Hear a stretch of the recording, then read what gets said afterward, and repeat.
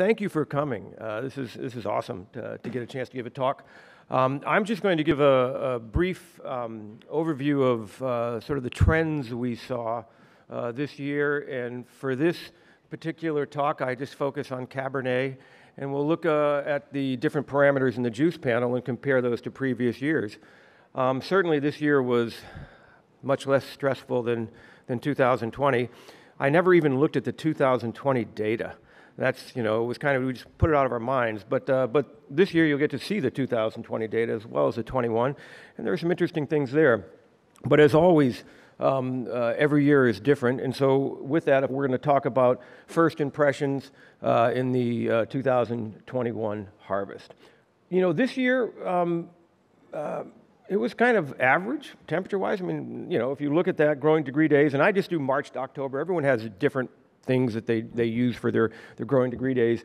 But whether you use from January to December or March to October, it usually pans out about the same. So it wasn't, a super hot year. It was pretty average. We talk about, everyone's talking about the drought, and yeah, it was not a super wet year. But when I graphed this data, I was looking at the 2017, 2018, and I said, there's got to be something wrong. And I went back and checked. And it turns out from, I think it was May of 2017 through March of 18, there was like 0.1 inches of rain at the Oakville station. Yes? That's a Simmons problem. Okay, yeah. But also that year, if any of you remember January, February of 17, that's when we had those huge rains. I remember thinking at one point I could go across the bridge at Rutherford and the water was running over it, and then I thought maybe that's not a good idea and turned around and went back and got in the traffic on 29. So, but anyways, so we had a dry year, and actually 2 dry years in a row. And I throw that up there just because usually when I give the data just talking about the juice panel, people say, well, what about the weather? So, and I'm not an expert on this, but I figured I'd show the slide. But what we do at ETS is we measure parameters in juice. And certainly we run a large number of juice panels. So what I thought I'd do is show you some of the data and some of the things we saw. So we'll focus on a couple of things. But I always have to put the caveat in that I'm searching through the data based on the usernames you provide. And so I'm searching for things like CS for Cabernet Sauvignon, or sometimes people actually put Cabernet Sauvignon. So there is probably a bit of data out there where you just use a long code and that data is not included. But this is based on what I could glean from our LIM system. Based on client-provided sample names, may not represent all of those samples. So we're going to look at Brix, glucose, fructose, YAN, NOPA, and ammonia for nitrogen status, and then acid status. It was kind of an interesting year with looking at these. So the first thing we'll talk about is Brix. And, it was an early harvest. I don't know if you can see, but the blue dots are the 2021, and obviously in the red were 2020. So between 21 where things were ripening early, or at least sugars were high early, we picked early. And in 20, I don't know if we were picking because of sugar or because of smoke, but anyways, those were early years, early vintages. But when we started analyzing the data, there was a lot of really high numbers early. And if you can look, some of these dots up there, we're getting things in the 30s and mid-30s, Brix coming in early September. So it was skewed that we had some high Brix to start, and then a very, very shallow increase. That slope is very shallow. So not a large increase in Brix over the somewhat shortened time frame we were looking at. If you look at the averages, we were a little below average on Brix, but the bottom line, I think we started high and then just slow ripening. One of the really big take-homes, I think, this harvest was that there was a tremendous amount of variation or a wide range of data points. If you look at the 18 and 19, the data points are a lot closer together as far as the range.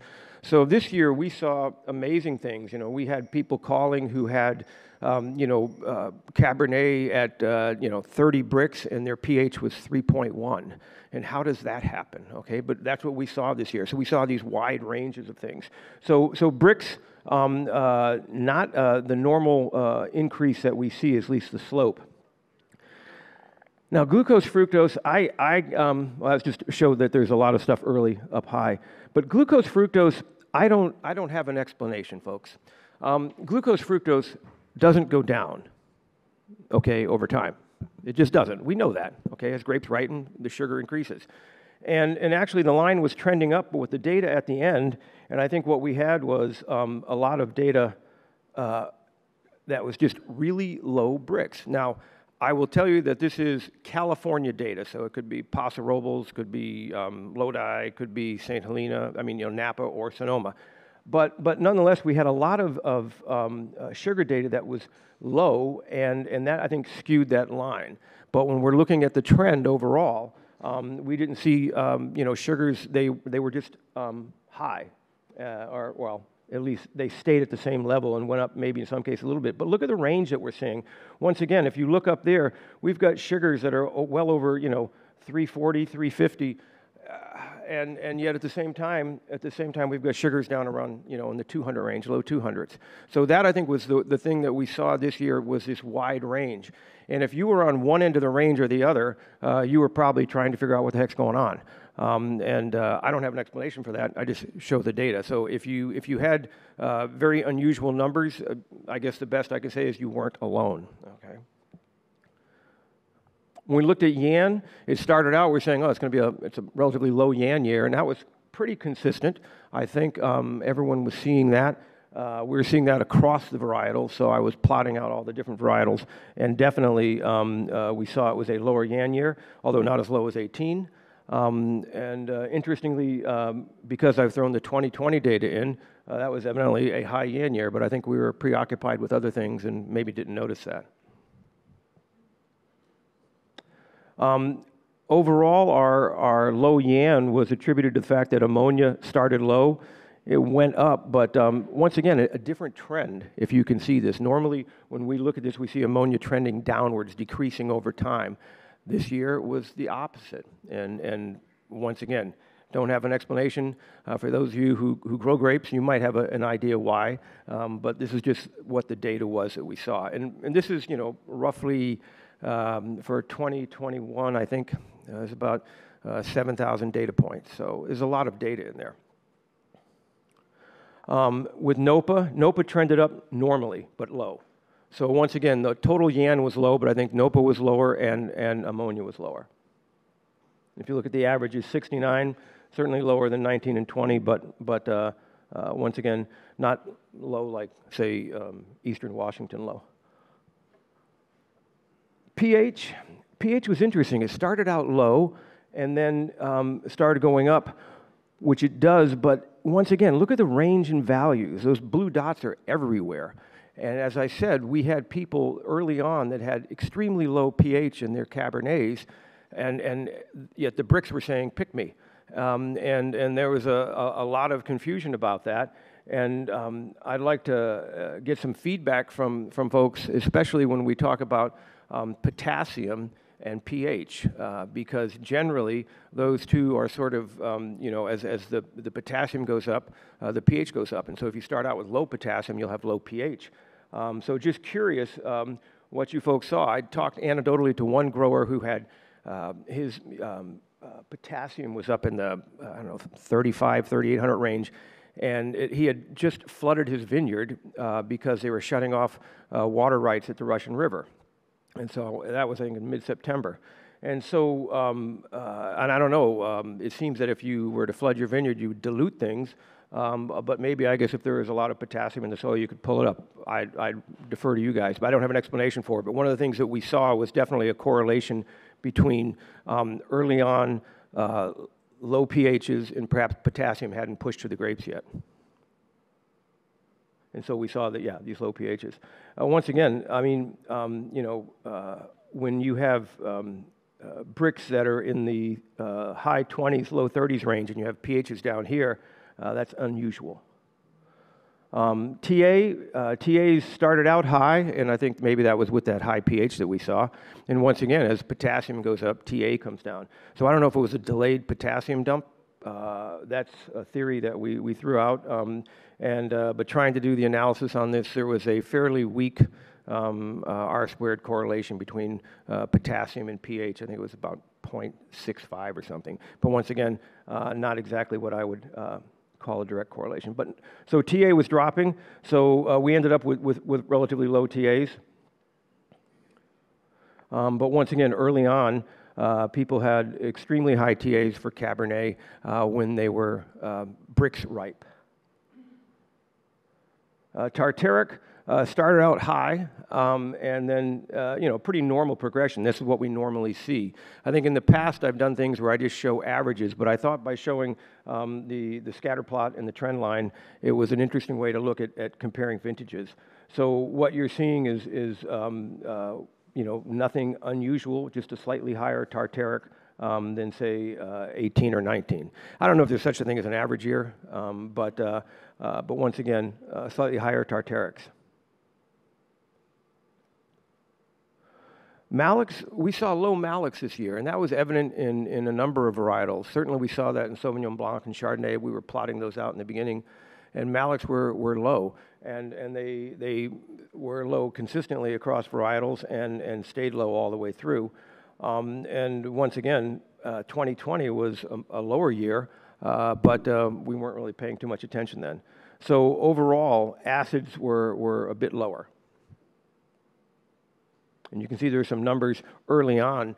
And of course, with low malics, then you run that, we're seeing a lot of issues right now where people have gone through a spontaneous malolactic fermentation in their ferments, and then that finished very quickly because there's such little malic that then they had that next problem that you know about VA production. So we're seeing a lot of ferments that have spontaneous ML and completed quickly. Potassium, it's always an interesting one. I'd say look at the 2020 number. I mean, that's just crazy. I mean, 2020 was hot, but I don't know why we would see the potassiums. That's pretty extraordinary. I know that we looked at 2019 as a relatively high potassium year when we first were plotting data out a couple years ago, but 20 was really high.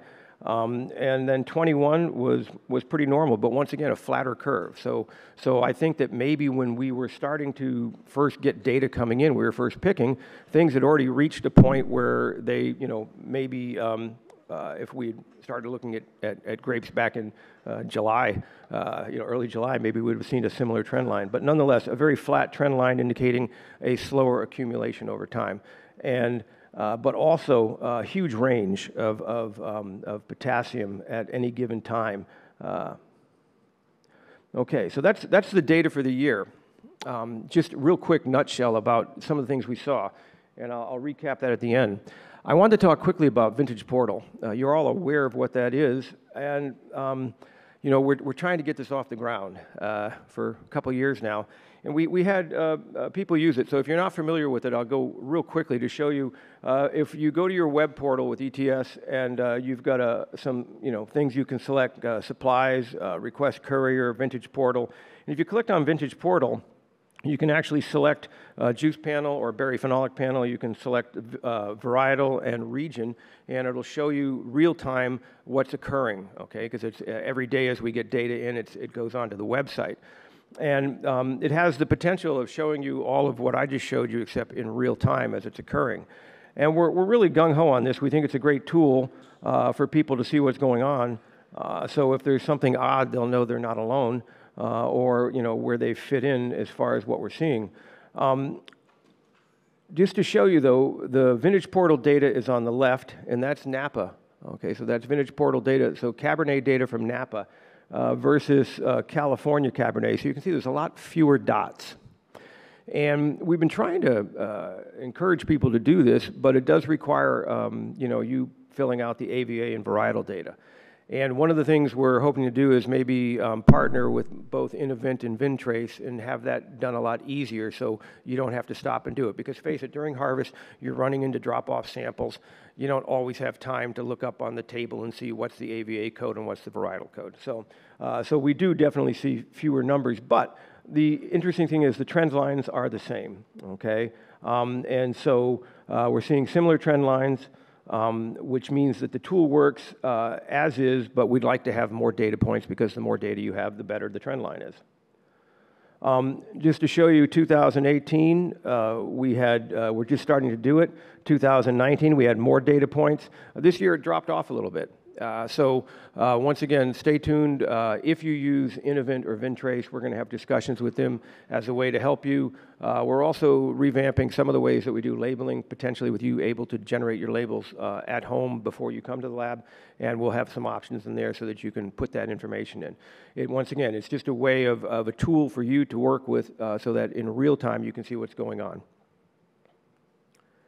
And so the preview or review of what we saw bricks high early and a slower accumulation. We saw low Yan, and it was, some years it's because it's NOPA or ammonia are low, but this year they were both down. We saw low malic, and we saw lower tartaric, so overall, the acids were lower. Huge spread in pH and potassium, and I think that may be what was going on. Once again, potassium was coming out later, and then perhaps that's why we saw those really low pHs early. But you guys are in the vineyard, you have a better idea of that. So all in all, a strange year in regards to that alignment of sugars and bricks, and acids.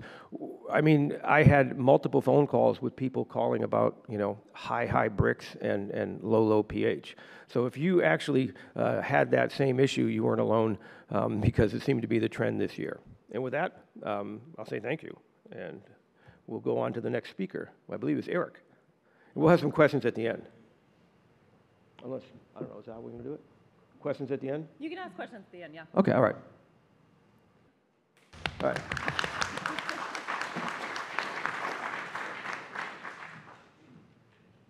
So we were relatively spared by smoke on fires this year.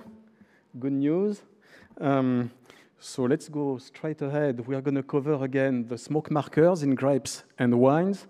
And that's, I'm sorry if you've seen this a couple times already, but we always need to go back to explain what exactly we measure. What we learned from 2020 wines, because before that we were just measuring 2 markers, and now there's more, and observations from this year, grapes. Okay.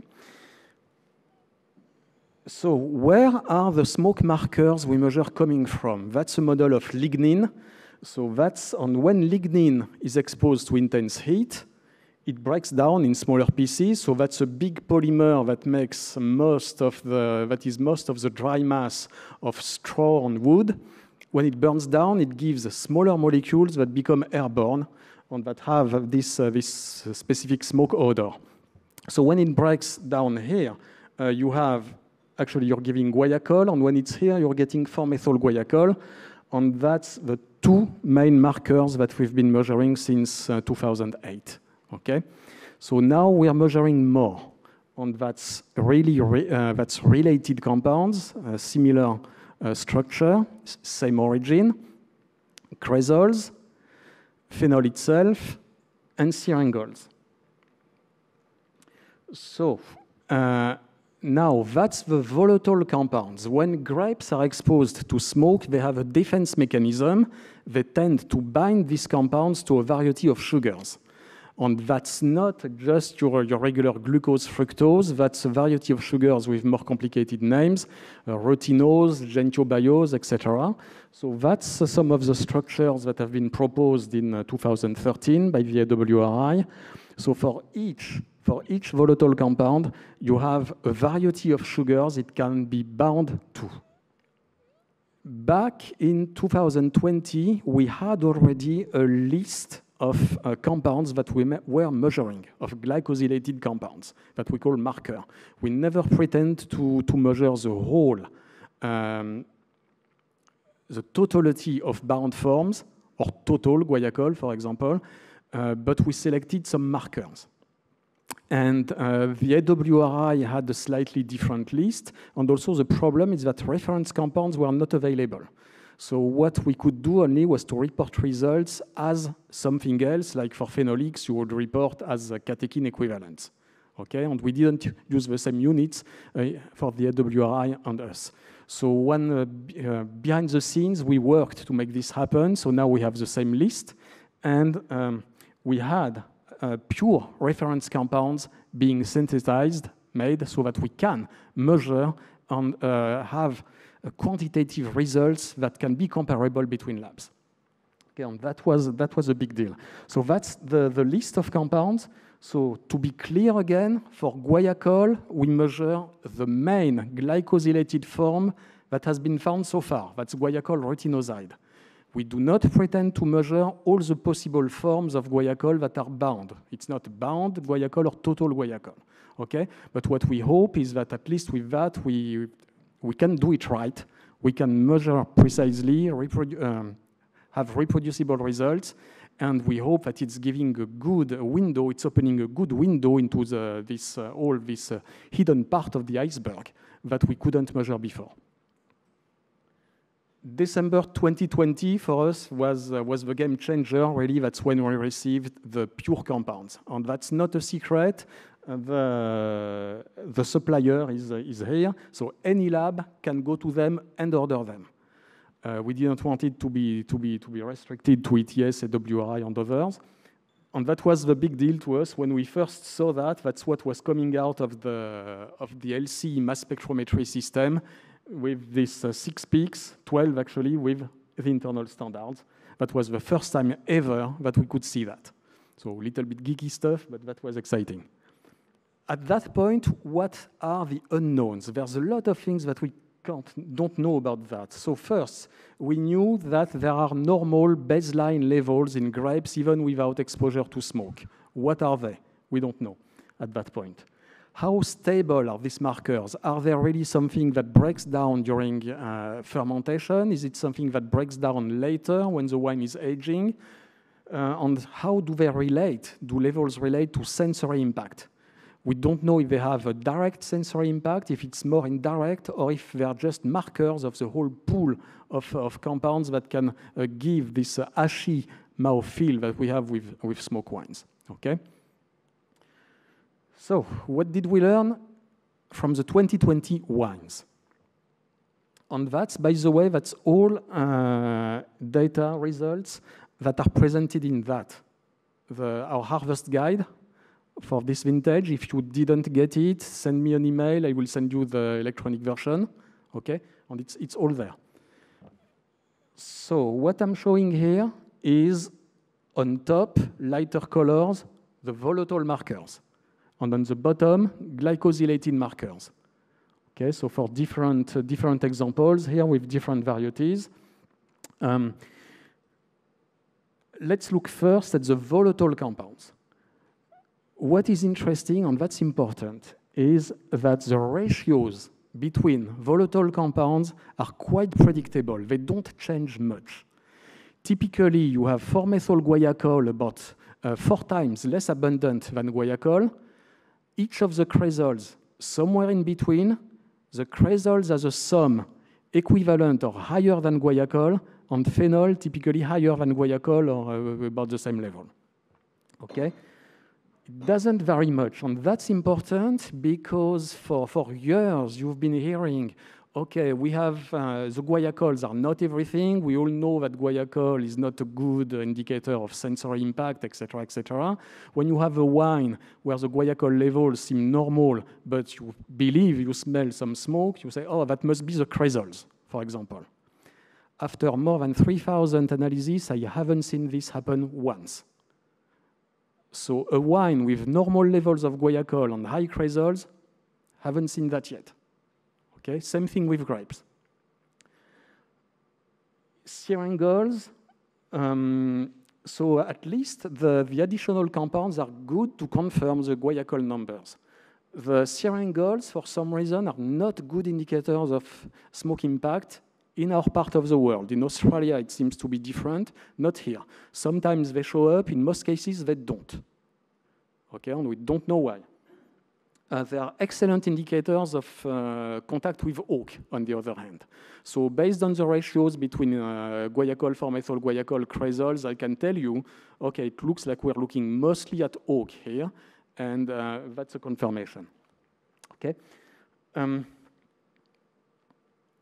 About the glycosylated compounds.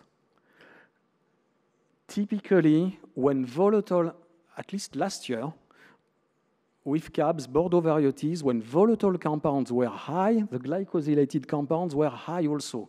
There wasn't much variation in ratio between them. All valid for Napa, Sonoma, mostly with Bordeaux varieties.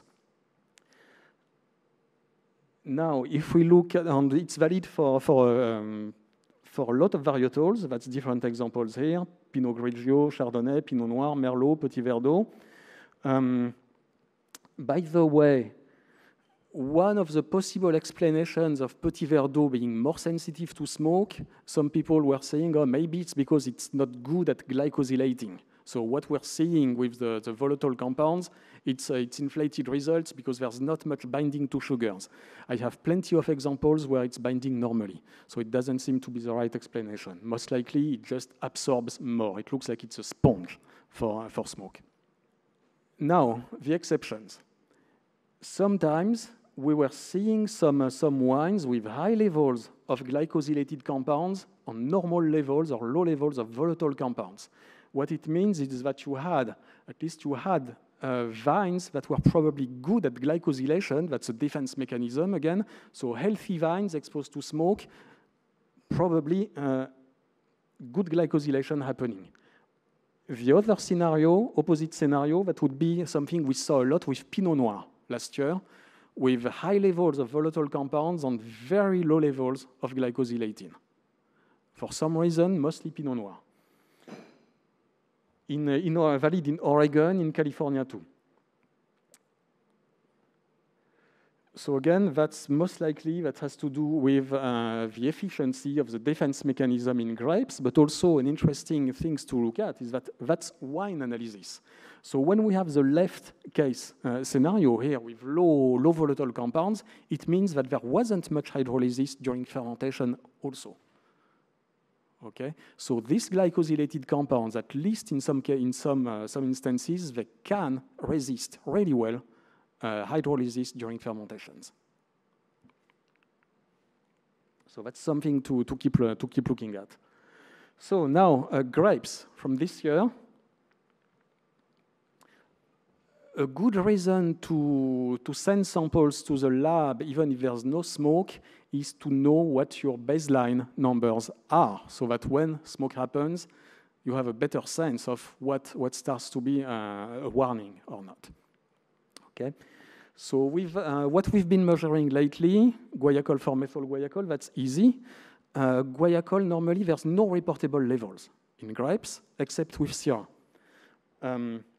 So that's our guidelines for the risk of smoke taint showing up in wines based on grape analysis, looking at guaiacol numbers, just free guaiacol. Less than 0.5, low risk, that's normal level. That's what you can expect. Normally, there's no indication of exposure to smoke at this point.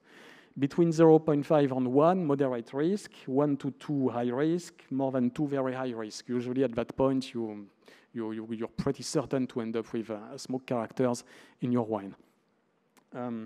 Not magic numbers, but it gives you an idea it gives you a scale of risk. For microferments and for wines, we are not looking at the same scale because usually there's a multiplier between grape levels and wine levels. So the unit is different. Remember, that's microgram per liter in the liquid. Most wines for guaiacol has somewhere between 1 and 2 ppb, microgram per liter. So no indication of smoke at that point. When it exceeds 2, it starts to become suspect. You're getting between 3 and 4. Usually you're in this gray area where the smoke characters are not obvious, but you can expect that some people will start to notice something. Between 4 and 6, it becomes more likely. More than 6, usually you get it. And if you don't get it, it's because it's masked by something else, and it's likely to show up later. So now that we're looking at an extended panel of volatile compounds and glycosylated compounds, what are we going to see? Well, we had big plans for this year for baseline, but this happened. So basically, we are not sure for any sample that we look at if it's really baseline level or if there was a tiny bit, at least a tiny bit of exposure to smoke. Okay. Still, I wanted to give you an idea of what kind of numbers we see. First, volatile markers. It's often that we see a little bit of cresol and some phenol. Regardless of the grape variety, it's that. With Chardonnay, usually the results tend to be fairly low. Something to keep in mind, Syrah has guaiacol to start with, and it seems to be the only variety. There's a couple examples of Pinot Noir, especially from coastal areas, where there might be a tiny bit, but it looks really the exception, and it's not completely confirmed yet. Petit Verdot, back to Petit Verdot. Don't confuse Petit Verdot with Syrah. Petit Verdot doesn't have guaiacol to start with. It has normal level of smoke markers to start with. It just looks like it's a sponge, again, a sponge for smoke. Okay, and if you have Petit Verdot, that's like the canary in the coal mine. Probably if the markers are fine, are normal in Petit Verdot, you're good with everything else. Low levels of glycosylated compounds are usually reportable for every sample that we analyze. Okay, here that's it's not always so. Typically low ppbs, and I don't know exactly yet how high it can go. That's what I think is what we've been seeing so far. Okay, so low levels, and to give you an idea of scale, we'll see the last slide. But yeah, so it's true for that was Bordeaux. That was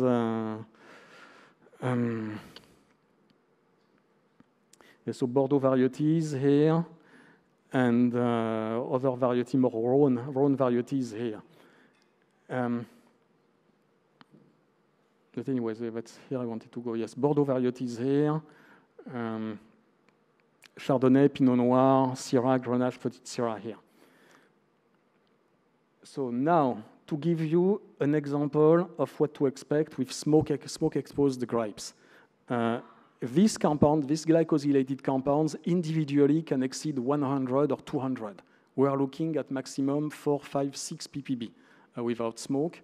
With exposure to smoke, it can be extremely responsive.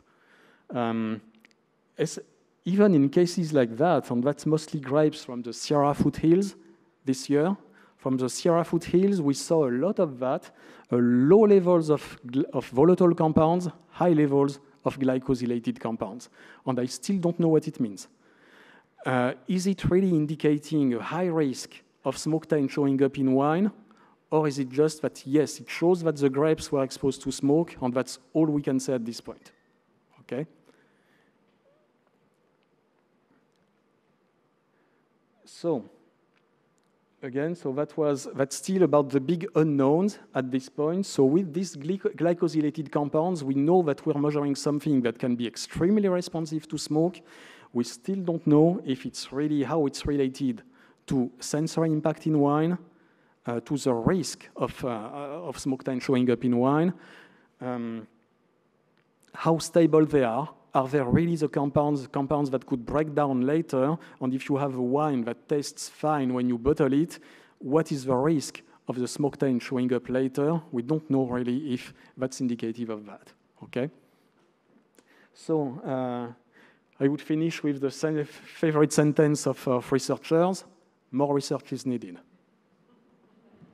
Thanks for your attention. Questions? Yes. I've heard it thrown around a little bit that Tempranillo might also have some form of glycol as a baseline. Have you been able to confirm or debunk that at all? I have plenty of examples of. Yes, I've seen plenty of examples of Tempranillo being normal, no guaiacol in it. No. Can you repeat the question? So the question was about Tempranillo, if it has guaiacol to start with, like Syrah. I don't have evidence of that at this point. So again, it's Syrah and maybe some rare cases of Pinot Noir.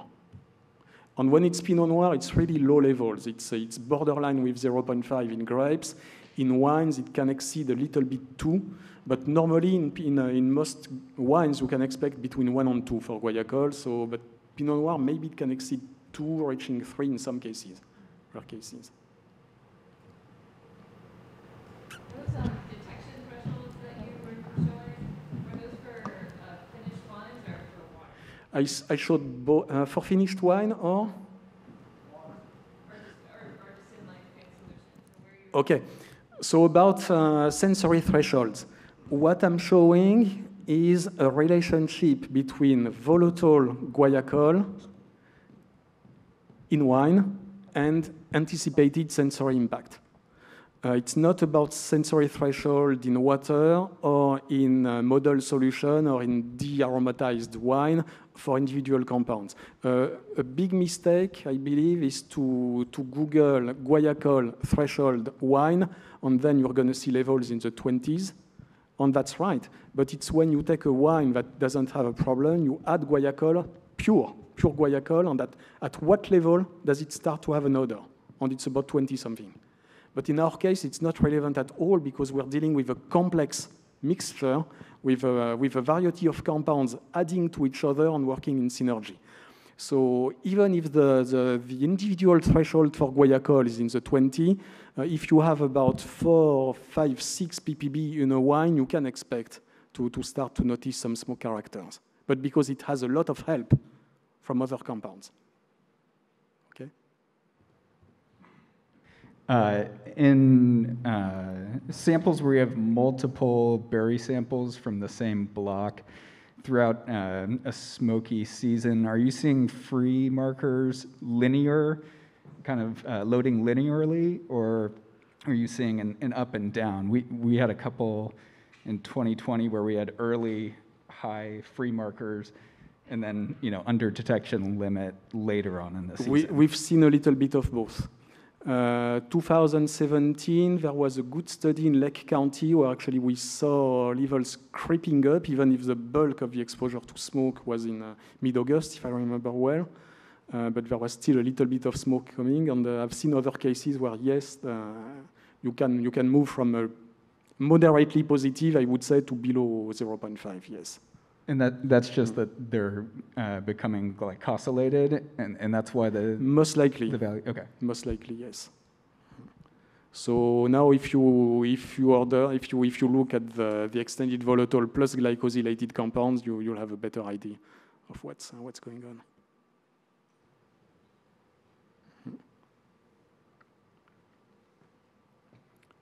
Okay. All right. Thank you.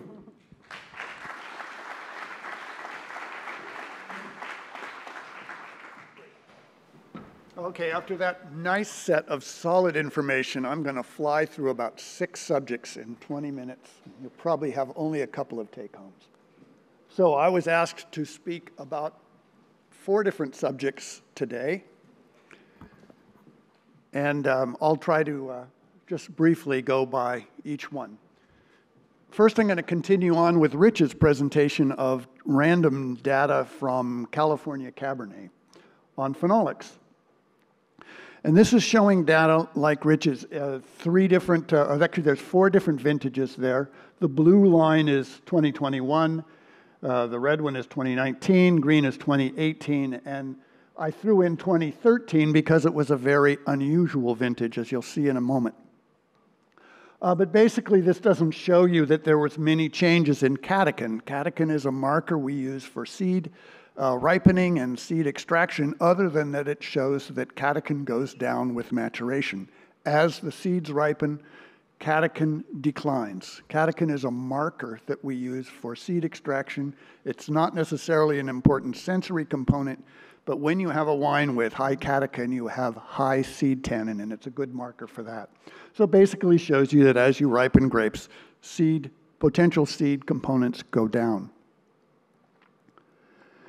This is probably the most interesting graph I'm going to show you today, which is just standard curve of tannin.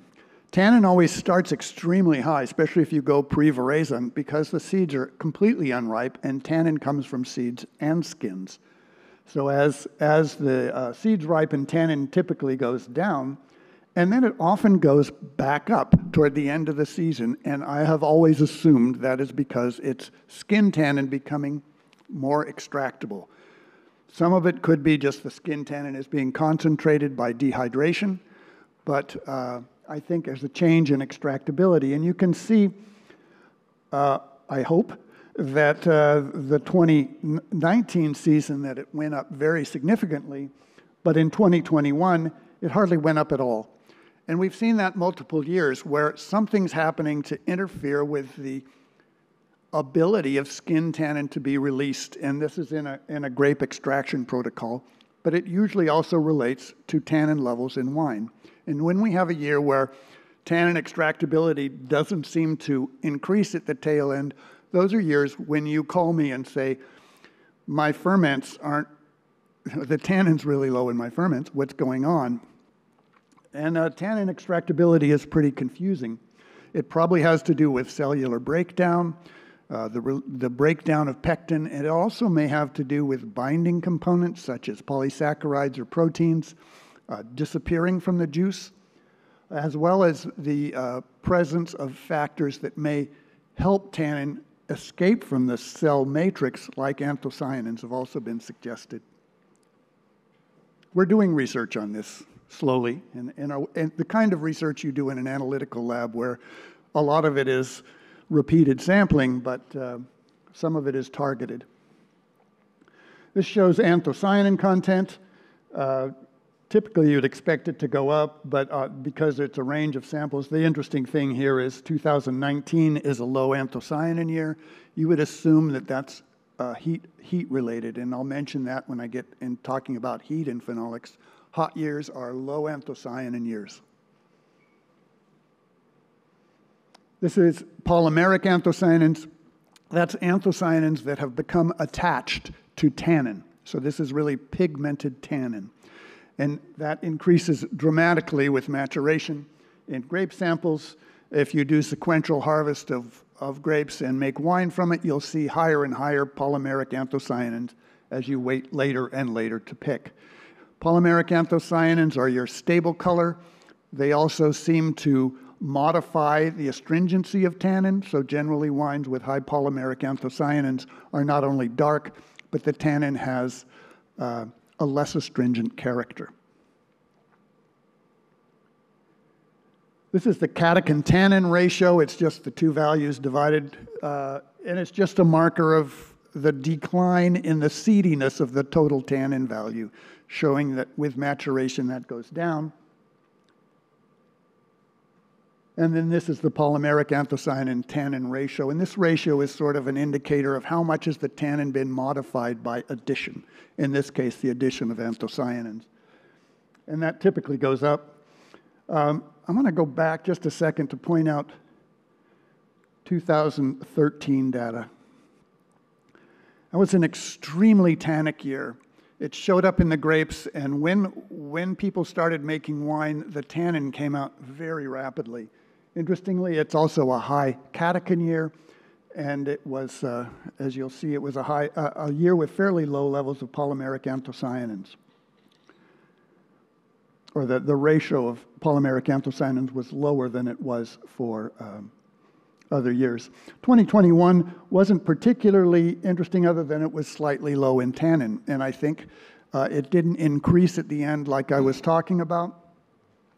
And I think that's showing up in the wine analysis that we've been doing. Typically, Napa Cabs are around 1,000 milligrams per liter of tannin as an average. This year, I would say it's more like 800. Some of that may be style. Maybe you guys are backing off. I don't know. All right, I was also asked to talk about benchmarking for phenolics and benchmarking in general. And looking for something visual to stick onto these boring slides of work, I came across this wonderful benchmark. This little mark is on the plinth of the statue of Charles I in Trafalgar Square, and this little chiseled mark is the point from which all distances in London are measured. If you want to know how far something is, this is the starting point for any survey. in London. And there are benchmarks everywhere in the world, and usually here they're little metal plates on the ground. But in England, they're often a chiseled thing like that. And a benchmark is just a standard by which you compare other things. It's not necessarily the best, the greatest, but one thing I do want to make a point of, it's nice to have your own benchmark. For instance, it's better to have a benchmark in London to measure distances than going from one in Oxford. And when you're looking at your own grapes, there's always the temptation to, I want to compare myself to Romani Conti if you're in Oregon, but it's better to look at your own house first. So for grapes, how do you come up with a benchmark for phenolics? When we do a phenolic analysis by HPLC, we're actually injecting 6 microliters into an LC. How do you get a vineyard into 6 microliters? Especially one that is as variable as almost every vineyard is. And the answer is you can't. And you really need to specify a specific spot you're going from. And the idea of creating reference vines is built into you. I think you've had that pounded into your head from other places, but it really is a nice way to set what normal is from this place in this vineyard, rather than saying, looking at, for instance, a chart like we would show you from ETS with 1,000 data points on it and wondering where you are in there. You could see it's a high tannin year, but it's best to have something that you know. Now, these are often called smart points or data reference points, but they're very useful for both comparing variation within a vineyard, for example. If you wanted to compare that spot with the low vigor and high vigor spots, you'll see that it's extremely sensitive, and you can look at variation within a vineyard, but you can also look at comparing that value to other vineyards, other regions, from wherever you want. You can go from that reference point. Now, it's important to remember that that's only representative of those vines, but that's still an important concept, even though you go back to it year after year. You can run into problems with this, and particularly if you think about this data point here being a reference, say, for irrigation, and you're going to set the irrigation from your vines from these 20 vines that you measure in great detail, you're going to seriously overwater that high vigor area. And similarly, if you put your reference vine in a vigorous area, you're going to under irrigate the weak area. So it really is important to understand the variation before you use these. But most important probably with this concept of reference vines is to look at vintage variation. How do these vines compare to previous years, year after year? And even though there's variation within the vineyard, they will behave generally the same. Is this a low anthocyanin year? Is it a high tannin year? Is it a year with unripe seeds? That's really where this picks up power and becomes a useful tool. So what do you do for wines when you're talking about benchmarks? Well, one idea is to take a vertical series, and I have a vertical series here of 1945, 1947, 1950-something Petrus. And this would be a terrible reference for somebody, even if you love this wine. First of all, they're too old. But second, it's like measuring distances in Oxford or distances in London from a data point taken 100 miles away. You're better off sticking close to home. If you want to know how you compare to that, set up your own vertical series and compare Petrus to that. You really need your own in-house. What you want to do is know what you do and use that as the basis for comparison. People are always tempted to use the competitor as their benchmark. Every time somebody gets a particularly good score, I'll get the same wine to analyze over and over again. My favorite was, I think I analyzed one Duckhorn Merlot about 20 times. And, I'm happy to charge you each time. I knew what the answer was going to be, but, yeah, I'll run it again, sure. And everybody wanted to have soft tannins, and how do they get that silky, smooth tannin? And the answer was very simple, less tannin. But anyway, If you had your own wine and compared it to that, that's fine. But the benchmark isn't theirs, it's yours, and you compare outward from that point. That's you'll have the best set of information that way. Okay, 2 subjects down. I was asked to talk about phenolics in hot vintages. It came out Drought on your program. Really what I want to talk about is a few things where hot vintages really change wine and their impacts in the vineyard. And it's probably not what you would expect. I have my own strong opinions about this. And one of the most impactful events of warm weather on grapes is moving the bloom date forward. Bloom date is very sensitive to heat units. With Pinot Noir, it's just right on the nose at 500 heat units, you get bloom. And what has happened, and is still happening here, is that bloom is moving forward in the year.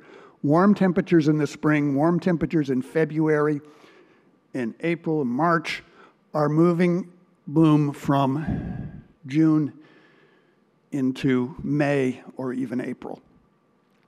As a result, harvest is moving as well. This is a plot showing bloom date, or the date of first bloom on the bottom, and harvest date for one vineyard in Oregon. And the R squared at the top there means that 98% of the variation in harvest date can be explained by bloom date. Early bloom, early harvest. Harvest is moving from October into early September. It's moving from cool weather into hot weather. So the heat in spring is actually exacerbating the problem of hot summers because we're pushing our grapes into a warmer part of the season. You're pushing the grapes from the average temperatures in late October, which are much cooler than they are in late September. The other main factor, I think, that has an impact and it's somewhat insidious is fruit set. Warmer weather during bloom gives us more berries per cluster, more seeds per berry, and bigger berries because of the larger seeds. The difference between big set and little set cannot be overemphasized. It's as important, cluster morphology is as important to grape composition as canopy management. You all spend thousands of dollars, sometimes an acre, on canopy management. Pulling leaves, building the trellis. You talk about it endlessly and work at it and do a very good job, but you do nothing about cluster morphology. And what could I do? Well, if you think about the dollar cost of what you spend on canopy management, you can go out there with a comb and comb each cluster for less than you can shoot positioning, by hand anyway. And when you have clusters like this, the difference for phenolics is huge. You get higher crop load, which has impacts on phenolics, higher levels of seed tannin because there are more seeds there, lower levels of skin tannin because the berries are larger and the skin to juice ratio has changed, and the individual berries see much less sun exposure. They are more prone to disease. They are more prone to sunburn. They're prone to sunburn because they have terrible heat. They can't let go of the heat. The whole mass of the cluster heats up. You look at sunburn, and if you have a tight cluster next to a loose one, the tight one will have sunburn, and the loose one will not. So how do you do that? Well, the only places that I know where people take cluster morphology actions are really places that have serious problems with botrytis. So if you look in Germany or Switzerland or New Zealand, they do things about cluster morphology. They trim clusters, they comb clusters, they run harvesters through to berry thin in mid-season. And all of these factors have an impact on phenolics. Sunburn itself is a pretty obvious effect. You're basically preserving unripe berries that are going to end up in your fermenter if you're not careful, if you don't sort them out.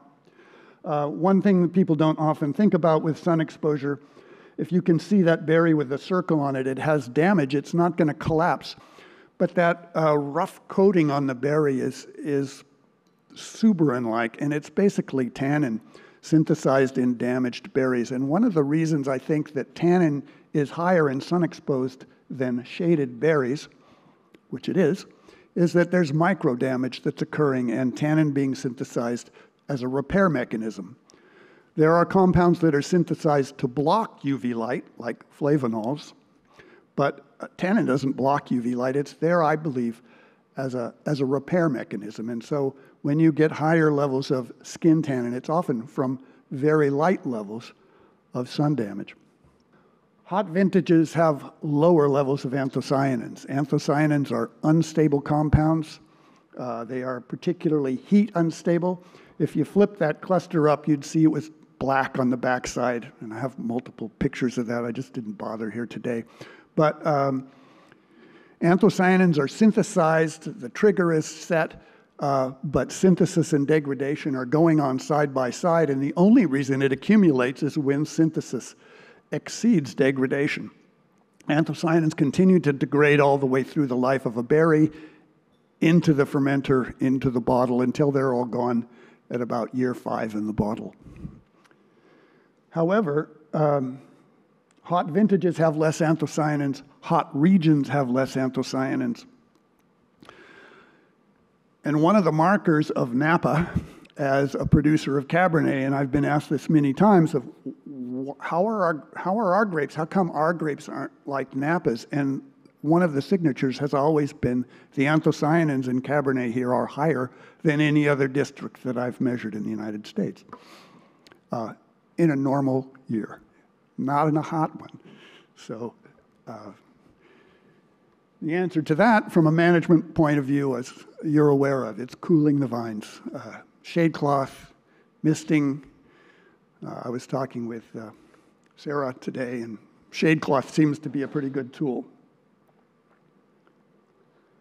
All right, and another real insidious problem is just the effects of hot weather on accelerated sugar accumulation, hybrix.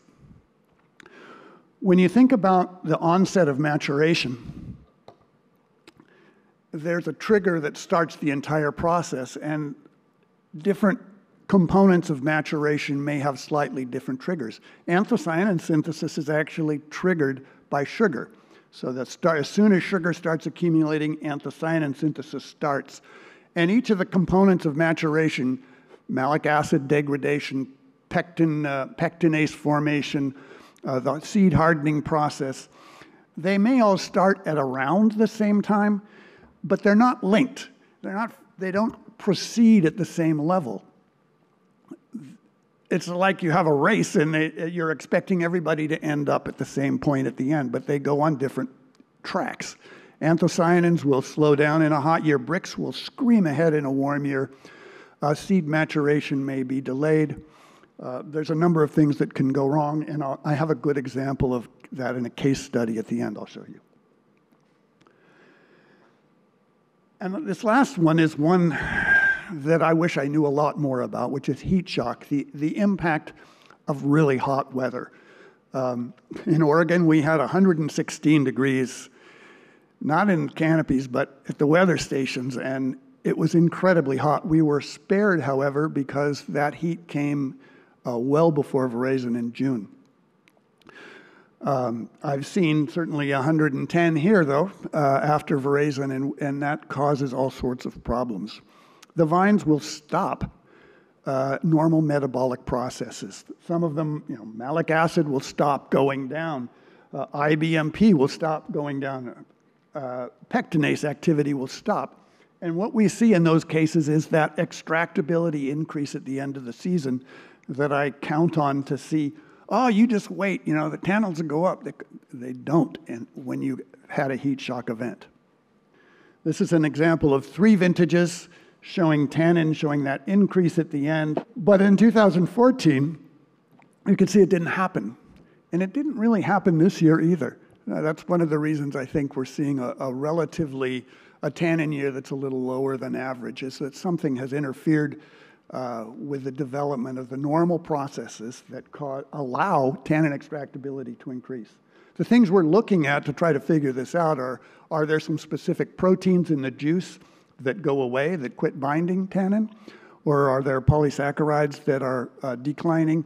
Or is it just that the cells aren't breaking down properly to let the tannin out of the cell matrix? We don't really know that. All right, so this case study is the last thing I'm going to talk about, and it was interesting this year. I had a new client. If you've never used the ETS phenolic tools, it's intimidating. Even if you've used others, our units are different. We calculate it different. The way we measure tannin is unique to us. But they had a young vineyard, but it had both heat stress and water stress. It wasn't in great shape. And they sent us the first samples from some fermenting wines.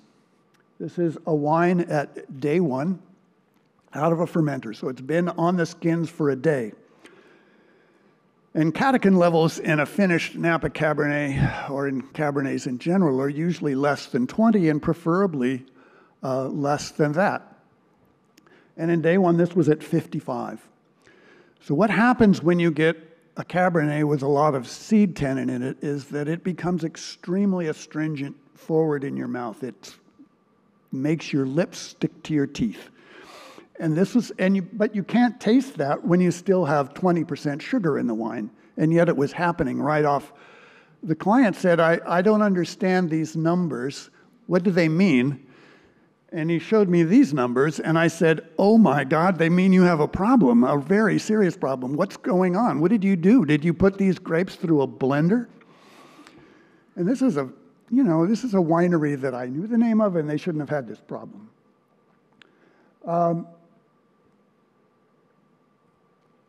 Basically, it's really told me that stress, and I said, well, your seeds are very unripe. Have you done any benchmark work? Have you done anything to let us know what your wines are usually like? And so he sent me 3 wines, and this is really where you should start before you ever get involved in an analytical program. Where are you normally? And what you can see is that, in fact, they're relatively normal. They don't have high catechin in their commercial wines. So this particular example was obviously an outlier and a serious problem. It was a big enough block that they had a second pick 16 days later, and things improved. Instead of catechin of 55, it went down to 17. Tannin increased at the same time. However, this wine is still a problem because having that much catechin in day 1 in a ferment is still a problem, but at least it's better, and they were aware of the issue. But this is a great example where a vineyard benchmark would have picked up this problem.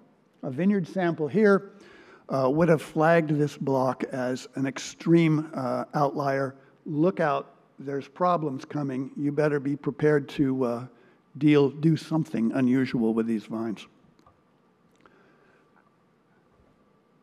And I made it. I think that was about 20 minutes. Thank you very much.